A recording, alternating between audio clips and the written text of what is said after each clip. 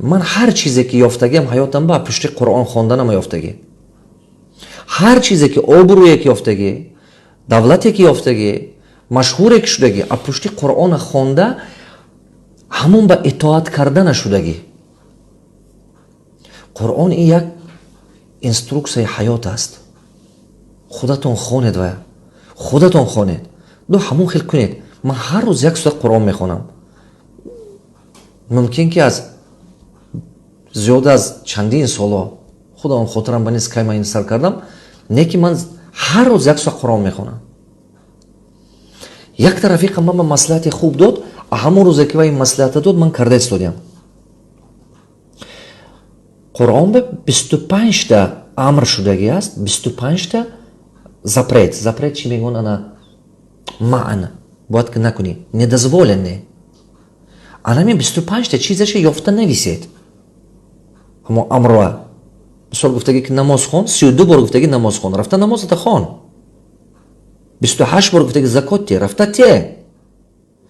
خدمت پدر و مادر کن، اینم یک تا امر. همون چیز 25 تا. انا کو هر روز حیات به حرکت کرده همون امر گفتگیش تقوا کرده کردنگی. انا همون چیزی که من کردگی است، اون запрет من شدگیم. اوایو دست کش. دروغ نگو گفتگیم، دروغ نگو. نفست به نگاه کن گفتگیم، نفست پس کن. زنا نکن گفتگی نکن. دوزه نکن گفتگی نکن.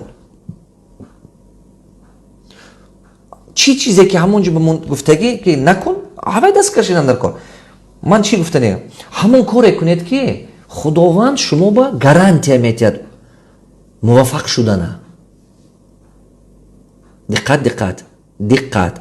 همون کار کنید که حیاتتون با همون چیز بیارید که همین پروردگار شما با همون با گارانتی دادگی ای. همون کاری که خداوند شما با چیگم گارانتی دادگی نیست نکنید. من سخت باور دارم که هر چیزی که در همین کلام شریف نوشتگی است و در حدیث های پیغمبر هست و چیز هست. صرف نظر ما اینو میفهمیم یا نه؟